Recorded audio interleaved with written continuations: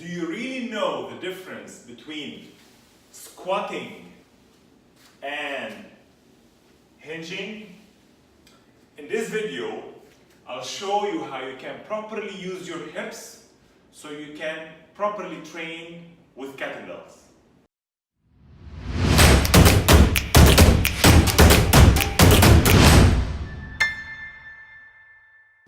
In the previous video, I talked about how you can pick the perfect kettlebell for your fitness level. You can watch it by clicking on this link. It's very important in kettlebell training to know the difference between a squat and a hip hinge. Because in every single kettlebell exercise that you will be learning throughout this kettlebell course, you will be either hinging, hip hinging, doing a hip hinge, or doing a squat. You don't want to end up executing an exercise where you are supposed to do a hip hinge, end up doing a squat, and vice versa.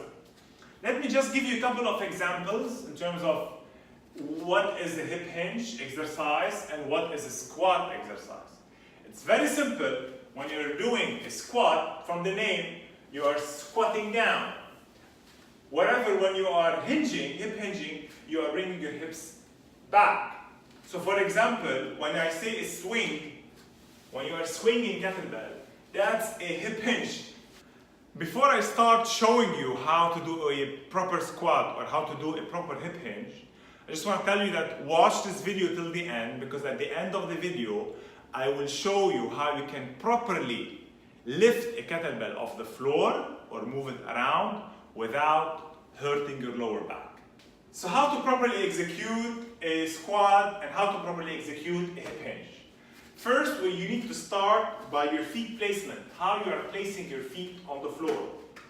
Your feet should be approximately shoulder width. Your toes can be pointing out to the side by 10 to 15 degrees, okay? But in both movements, the movements start from the hips.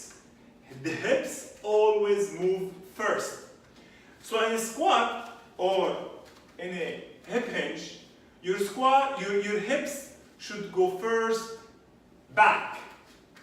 You should be sitting or feeling your weight on your heels. Your hips should go back.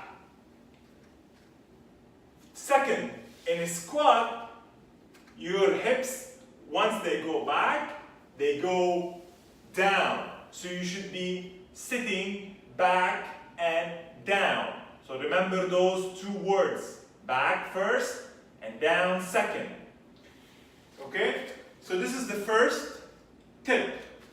However, in the hip hinge, your hips go back and keep going back. So your hips, as if you are trying to reach with your hips to touch the wall.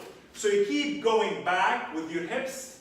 So you break first at the hip level and you keep going back until you can no longer bring your hips back. At the same time, you should always feel your weight on your heels.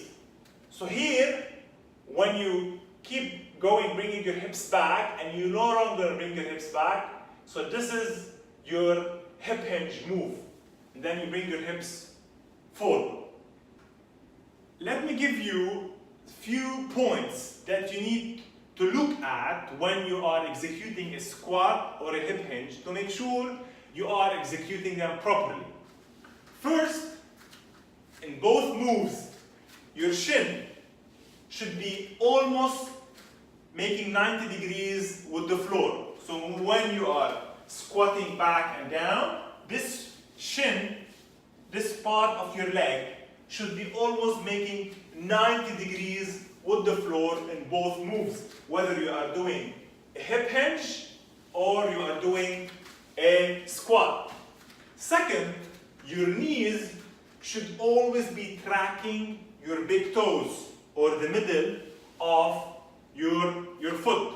So your knees in both moves shouldn't be caving in. At the same time, they shouldn't be caving out a lot. So they need always to track the middle of the foot. Now, your spine should be always neutral. So before you start even the exercise, whether it's squat or a hip hinge, you need to make sure that your hips or your pelvis is properly positioned. You don't want to be doing like this or it should be rounded back. So before you start initiating the move in both movements, make sure your pelvis is neutral and then initiate the move. Because you don't want to end up in a squat where you have excessive rounding at the lower back. Same case for the hip hinge. Here you shouldn't be seeing an excessive or internal rounding of the lower back, as it will put a lot of pressure on your vertebrae of the lower back. And now from a positioning of the spine or your chest, in a squat, when you squat back and down, your chest should be pointing forward, should be facing forward at all times. So this is my chest direction. I'm going back and down and squatting. My chest is always facing forward. However, with the hip hinge, this is the direction of my chest. When I bring my hips back, automatically my chest will be facing the floor, and my back is making like 45 degrees with the floor. So my chest should be facing the floor. However, with the squat, my chest is facing forward. Let me give you now another pointer that will help you understand the difference between a squat and a hip hinge. Bring a broomstick, okay, and put it at your hips, at hip level, here over here, and make it parallel to the floor, okay? And then imagine that there is another line over at your knee level, also parallel to the floor, okay? So when you squat back and down, these two lines should be on top of each other, making one line almost parallel to the floor, or you can make it when you bring your hips a bit lower than your knee, which is recommended in a squat, as I'll talk later on about it. It will make not 100% parallel to the floor, maybe a little bit with an angle pointing up. So this is how you can tell if you are doing a proper squat using a broomstick. Now let me show you how, using a broomstick, you can understand how you should be doing a hip hinge. So let's assume we have three lines this time. We have the knee line, the hip line, and the shoulder line. Okay? So when I bring my hips back, till I no longer bring my hips back, I will feel a stretch of my hamstrings over here. This knee line is never at the same line with my hips. My hips should always be higher than my knees.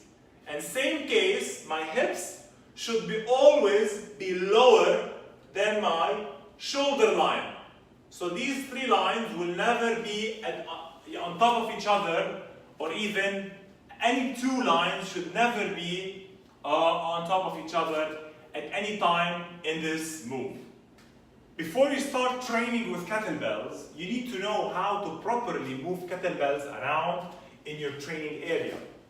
So to move a kettlebell or any object off the floor, first you need to take into consideration few points. First, you don't want to lift something that is away from you. If I try to lift this kettlebell off the floor, I will put a lot of tension on my lower back. So first thing you need to do is to be close to this object.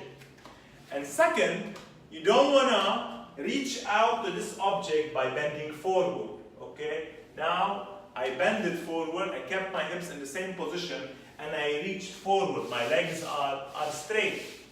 Rather, what I need to do is actually do a kettlebell deadlift or a hip hinge to lift the kettlebell off the floor. So I hinge with my hips back, till I'm able to reach the kettlebell. If I cannot reach the kettlebell by hinging back, I can bring my hips down, okay? A little bit. So for example, if I can only move my hips, my hamstrings are tight, I can only bring my hands to this level, my hips to this level. In this case, to be able to reach the kettlebell, I need to bring my hips down a little bit. Okay, so it's a combination of both squat and hip hinge in case you don't have the flexibility of certain muscles. So from here, I drive my heels towards the floor and I bring my hip forward, and this is how I pick up any object of the floor. I move around with it. Now to put it back on the floor, I need to reverse the move, is by bringing my hips back as much as I can. If I can now no longer bring my hip back and the kettlebell is still off the floor, I bring my hips down and accordingly stand up. Before I introduce the next video in this course, I want to ask you a question. Do you have any lower back pain due to the fact that you were lifting objects off the floor the wrong way? Let me know in the comment section below, and I'll try to include in future videos some tips and tricks on how you can get rid of this lower back pain. In the next video in this free kettlebell course, I'll be talking about how you should be executing a kettlebell deadlift. But before that, make sure to like this video if you really like the content of this video. Share it with your friends and family if you believe they might be interested in the content of this kettlebell course. And finally, don't forget to subscribe and click on the bell icon if you want to get notified when I post this upcoming video. See you soon.